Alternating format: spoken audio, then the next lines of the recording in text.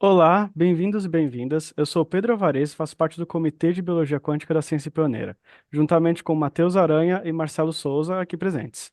A Ciência Pioneira é uma iniciativa sem fins lucrativos do IDOR, que tem como missão promover a ciência de fronteira no Brasil, apoiando a formação e a conexão entre talentos. Esse episódio integra a série de entrevistas com autores do Research Topics em Quantum Biology, publicado na revista Frontiers. A publicação foi desenvolvida em parceria com a Frontiers, como parte do projeto Quantum BioBR Talks, nosso espaço de conversa e troca que reúne pesquisadores que estão interessados em explorar as interfaces entre física quântica e sistemas biológicos. Estamos construindo história da biologia quântica no Brasil e vocês agora fazem parte. No episódio de hoje, temos o prazer de conversar com o professor Cristiano Galeb, autor do artigo Autoluminescence is Seedlings, Possible Indicators for Gravimetric Tide.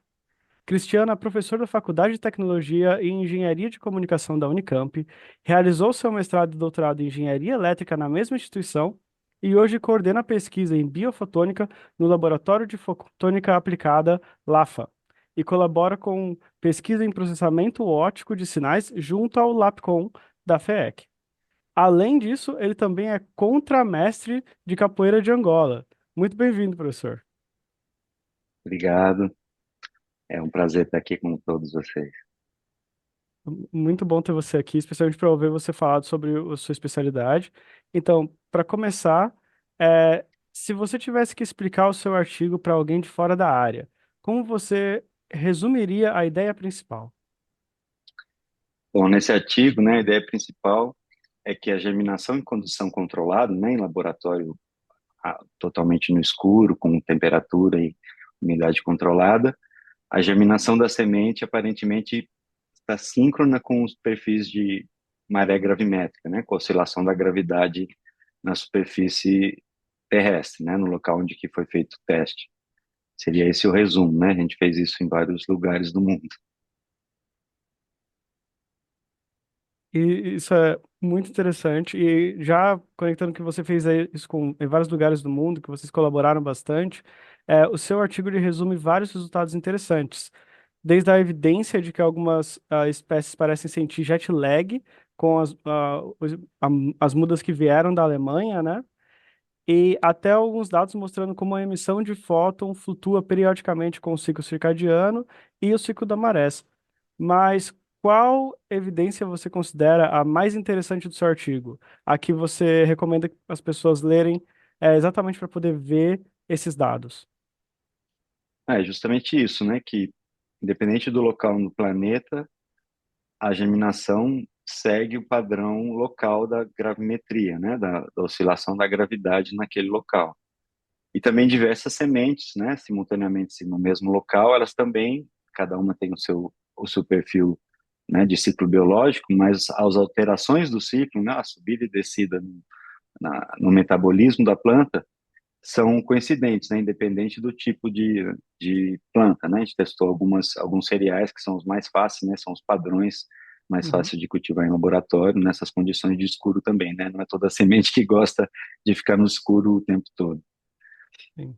Então, essa seria, né, a ênfase, né? Que em diversos lugares do planeta e diversas plantas ao mesmo tempo, né? Se comparando plantas diferentes, seguem esse ciclo gravimétrico, né? A gente experimentou isso em diversas localidades e simultaneamente também, né? Testes simultâneos aqui no Brasil, e no Japão, na Holanda, na República Tcheca, para Uhum. mostrar que não era só uma coincidência daquele teste, né? Aliás, a gente já tinha repetido bastante aqui, mas a gente fez essas colaborações para trazer essa evidência mais forte, né? Do que apenas Sim. um local ou uma espécie.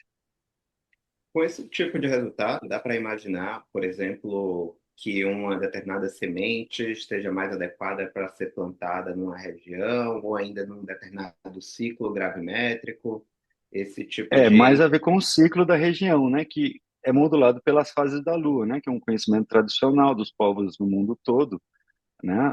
As fases boas para se plantar ou para se colher, ou para que tem a ver com os ciclos da Lua, é justamente a Lua que modula, né, esse ciclo, tanto da maré oceânica quanto da maré gravimétrica.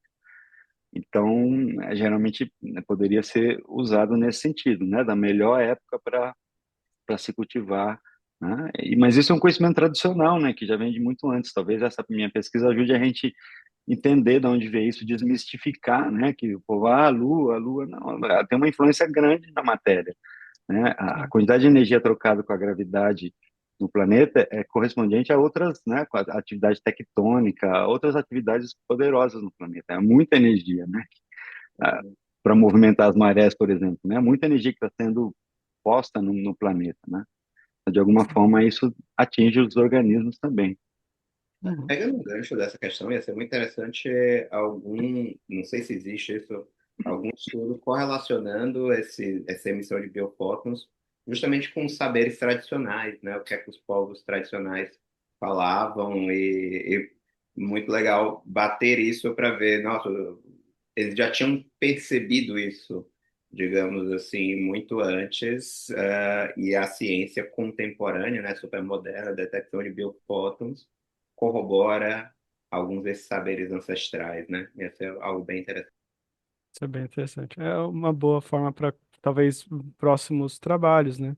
Mas por enquanto, já queria movendo para outra questão. Professor Cristiano, eu queria saber quais mecanismos durante o crescimento da planta podem emitir fótons. Pelo que vocês sabem, esses fótons eles são uma consequência de algum mecanismo dentro da planta, e o que esses fótons podem informar a gente sobre o desenvolvimento da planta? Porque vocês mostraram que em diferentes fases do crescimento eles têm diferentes emissões de fótons. E aí, que informação a gente pode retirar dessas medidas? No meu caso, eu medi apenas intensidade, né? Um futuro seria medir o espectro, né? As cores que a gente mede.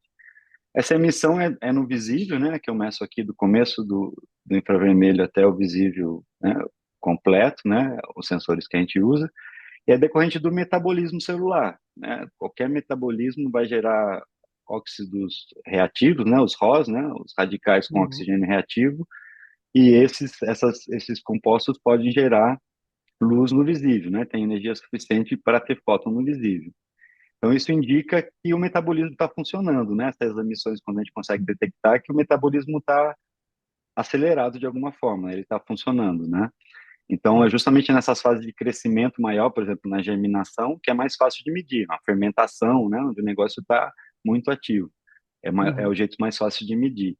Então, isso indica se a planta está com o metabolismo ativo, se ela está andando. No caso da germinação, por exemplo, você vê o negócio subir, ter alguns ciclos, né, enquanto a planta vai crescendo. Mas ela pode indicar estresse também, né? Você bota duas plantas que estão crescendo junto e bota um veneno lá, por exemplo, né? Foram os primeiros estudos nossos, que a gente também ainda continua trabalhando, porque a faculdade aqui tem um curso de engenharia ambiental, né? Então a gente faz essa interface desde o início no laboratório. Quando você estressa a planta e aumenta, né, o metabolismo dela, ela tenta reagir contra o veneno, contra um parasita, por exemplo, ela emite mais luz. Mas logo depois, como ela gastou toda a energia, ela cai essa emissão novamente, né? Então você consegue distinguir organismos estressados de um controle que está continuando a crescer normalmente, só com água, por exemplo, né? Os nossos estudos começaram com isso, né? Tentar distinguir os testes de germinação de uma planta que está sendo adubada ou estressada de uma planta em condição controle. E aí a gente viu que era difícil de comparar os resultados justamente porque cada dia a oscilação era diferente e a gente não conseguia comparar as Caramba. coisas. E aí Hum, a gente começou a repetir só os testes de controle durante muito tempo. E aí a gente vê no mês que o negócio flutua no mês, flutua no dia. Então a gente ficou muito tempo, como é que a gente vai fazer para comparar um negócio que todo dia muda, né? Engenheiro não está acostumado com sim. essas coisas, né, de biologia. A biologia é assim, né? E Biologia é aí constante mudança. a gente foi na literatura e achou justamente isso, né? Medidas de Que legal. alargamento de tronco de árvore, né? Tem um paper na Nature, medida de isso desde mais de um século atrás, né? Todos os vegetais mexem as folhas durante o dia, os feijões fazem isso muito claramente, né? E até na estação espacial isso foi feito, né? E o pessoal correlacionou e vai com o ciclo gravimétrico, com as mudanças dos vegetais. E aí Nossa, foi que a nossa legal. chave, né? E foi em 2011, 2012 que a gente começou a colaborar com um professor da Inglaterra que fez um desses trabalhos, e aí teve esse achado, né? E a gente começou a repetir, pegou os dados anteriores, né, e fez essa análise, e aí começou a repetir testes e fazer essas colaborações com colegas ao redor do mundo para ver se era isso mesmo, e parece que é. Mas Até mesmo hoje, na Estação Espacial Internacional, as folhas continuam se mexendo com o ciclo gravimétrico da com o Terra? ciclo, não, com o ciclo da estação espacial, que ela dá uma Ah, volta no planeta a cada 90 minutos. Então a planta tenta, ela consegue fazer alguns ciclos, né? Os dados que tem nesse paper do professor Balo, ele analisa aí, a planta ela faz alguns ciclos, mas é muito rápido, né? E aí depois ela estabiliza e não se mexe mais.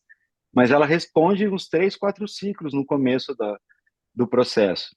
Muito mais rápido do que aqui na Terra, né? 1 hora e meia Sim, é um ciclo que a gente demora 24 horas, né? é Mas a planta impressionante. tentou seguir, né? O ciclo na estação espacial. Ô, Cristiano, eu fiquei pensando aqui, né, com a sua resposta, mas esses biofótons que são emitidos, você acredita que tem alguma vantagem evolutiva ou você acha que eles são só consequência dos processos físico-químicos que estão rolando dentro da planta? Essa é uma boa questão, né? Isso é bem controverso, né? Tem os grupos que defendem que é puramente, né, um lixo fotoquímico, né, dessas reações de óxido-redução, mas tem gente que bate na tecla, né, que isso possa ser algo de comunicação intracelular, né? Mas isso é controverso, né? Não tem nenhum artigo realmente mostrando, né?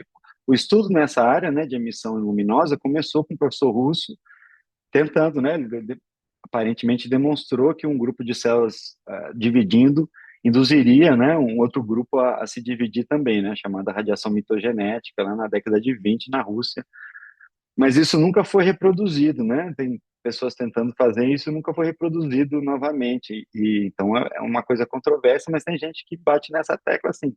Pode ser, eu nunca fiz um estudo específico disso, né? É mais complexo para você fazer um teste que realmente você consiga demonstrar isso. Mas por que não, né? Se esse negócio está acontecendo em qualquer reação, não precisa ser algo vivo. Se você pegar um óleo de oliva e botar água oxigenada, você vai medir muita luz. Então, qualquer processo de oxirredução tem isso.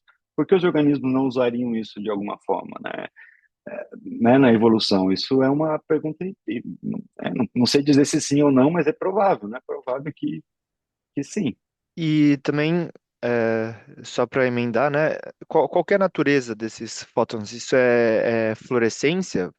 Precisa de uma absorção para uma remissão? Não, é completamente no escuro, certo? O teste a Entendi. gente pega a plaquinha de Petri ou qualquer, né, base ali, bota um papel para segurar a água, bota as sementes. Isso já tentando fazer tudo isso com pouca luminosidade, porque se você ilumina muito as plantas, elas vão ter principalmente o papel branco, ele tem umas 12 horas de decaimento, com água ainda demora mais. Mas aí depois, estando no escuro, é sem excitação nenhuma. Ela fica dias germinando, né? O trigo são 3 dias, a gente já mediu por 7 dias. Café a gente chegou a medir por 20 dias, né? Porque o café demora 1 mês para germinar, 2 meses, né? O café germina muito devagar. Então a gente fez isso, né? A gente só tinha que toda semana abrir para botar água, né? Porque senão ele secava, mas isso tudo no escuro. Então não tem excitação externa, é só o metabolismo, né? As, as reações com oxigênio reativo que geram a luz, né? Então por isso que a gente chama emissão autoluminescência, né, espontânea, né? Não, sem excitação externa, sem nenhuma excitação externa. É muito legal. Tem muita pergunta aí aberta, tem muita coisa que dá para explorar ainda. Isso é muito interessante. E, professor, a minha última pergunta principal hoje é, talvez se você puder responder resumidamente, a gente sabe que esses sinais de biofótons eles são muito fracos. E é uma quantidade de luz que você não conseguiria ver a olho nu, geralmente, né? Então, você poderia dar uma explicação de como é o aparato experimental que vocês usam, como vocês conseguem fazer essas medições? O aparato instrumental mais simples é como, não sei se está vendo aqui a garrafa que eu estou bebendo água, né? É uma câmara escura que a gente põe a amostra dentro e o sensor tudo fechado, lacrado, fica tudo no escuro. Porque se tiver luz ambiente, você corre o risco de queimar até o sensor, porque o sensor é muito sensível, né? Uma válvula fotomultiplicadora, né? Uhum. O famoso PMT, que é o mais eficiente, mais, né? O que a gente chama o workhorse, né? Um negócio que funciona fácil e direto, mas ele é tão sensível que se você abrir a câmera aqui, não precisa nem ser no sol, certo? Uma luz do ambiente, você vai danificar o sensor. Ele fura, né? Basicamente, de tanto que é um processo de cascateamento, né? De avalanche de elétrons, né? Cada Sim. fóton gera um elétron, mas você não conseguiria também medir só um elétron. Então, aí tem um avalanche, acelera seu elétron, e o elétron vai batendo em vários anodos e gerando, né? Um elétron, um fóton gera um elétron, mas esse gera dois, gera quatro, gera oito, e no fim você Uhum. tem uma centena de elétrons, que daí dá um pulso eletrônico que a gente consegue medir, né? Então, Uhum. basicamente, é uma câmara lacrada com sensor onde você bota a amostra logo abaixo do sensor, o mais próximo possível, para tentar coletar uma maior quantidade de energia luminosa, né? Ou você pode fazer isso se a sua câmera não for muito lacrada, ou você quiser fazer um negócio mais exposto, precisa de, por exemplo, mudar a atmosfera, você precisa de uma sala escura, né? Que a gente construiu também Sim. depois aqui. Então, aí a sala é totalmente escura, né? E aí você pode ter um aparato que não é tão vedado assim dentro dessa sala, né? Mas às vezes assim precisa vedar, porque você vai ter que entrar e sair da sala, você tem que garantir a segurança do equipamento, né? Uhum. Então, é basicamente vedar totalmente a luz externa de entrar no ambiente para você poder medir essa quantidade de fotos, que são alguns fotos por segundo, é pouquíssimo, né? Sim. Pela amostra, né? Então, foi até uma coisa que a gente conseguiu fazer com a colaboração na Inglaterra, um pouco antes da pandemia, que a gente mediu uma única semente, né, usando um PMT desse, e aí é um resultado mais interessante do que a gente teve anteriormente, que a gente tem uns platôs, assim, dessas oscilações. Quando a gente mediu uma semente só, a gente consegue ver um ciclo de oscilação, né, uma subida e uma descida, simples, assim, que a gente conseguiu comparar diretamente com o ciclo gravimétrico, né, e ficou muito impressionante, porque testes repetidos, né, a gente somando, eles repetem aquele ciclo, e a hora que você faz a média, mesmo assim, né, você continua com o ciclo, né, relativo à maré local, né? Então, Uhum. é uma evidência mais forte ainda, né, com um único organismo desenvolvendo, do que quando a gente usa um conjunto, né, que geralmente a gente botava 25 ou até 50 sementes Sim. ao mesmo tempo para aumentar o sinal, né? A questão era a quantidade de sinal para medir. Então, se a gente tem um sensor mais sensível, a gente consegue medir né, uma semente ou um organismo, né, uma quantidade menor de organismo desenvolvendo. E, professor, para fechar, por uma questão de tempo, a gente está acabando já o nosso tempo aqui. É, qual é o principal takeaway do seu trabalho? O que você gostaria que as pessoas levassem para casa, dessa sua pesquisa? É justamente isso, né, que os ciclos biológicos, de alguma forma, estão relacionados com a maré gravimétrica, né, com as oscilações da gravidade que a gente tem no planeta como um todo. Esse é um negócio quase impossível da gente isolar no experimento, né? Quando a gente chama experimento free run, que você controla todas as condições, essa condição ninguém lembra que você não controla. Para isolar da gravidade, você teria que sair do planeta ou estar em queda livre, né? E ninguém faz experimento, são poucos experimentos, né? Desse tipo, né? Isso pode ser contrastado com outros processos biológicos, né? Se você for ver, como eu falei, né? As folhas se mexendo, a árvore aumentando ou diminuindo, o tronco, né? Que acontece todo dia, né? A entrada de água nos organismos. Enfim, né? Essa seria a ideia, né? De que esse ciclo gravimétrico, de alguma forma, modula os ciclos biológicos e tem a ver com as fases da Lua, né? Que tem essa Sim. ligação com o conhecimento ancestral, né? É a Lua que modula dois terços, né? Da amplitude da maré, né? Gravimétrica e oceânica também, né? Que é consequência da maré gravimétrica. A crosta terrestre, né? Ela tem uma gravimetria também. Toda a crosta Uhum. chacoalha junto. A gente só vê água porque é o fluido, né? Mas a parte sólida também sobe e desce, né? A gente que não Sim. percebe que estamos sobre ela e o ciclo é muito lento, né? São 12 horas para repetir o ciclo. Uhum. Muito obrigado, professor Cristiano, por estar aqui com a gente. E muito obrigado pela sua contribuição no Research Topic enquanto Biology da Frontiers e por disponibilizar o tempo para estar aqui conversando com a gente. Foi muito legal ouvir você falar.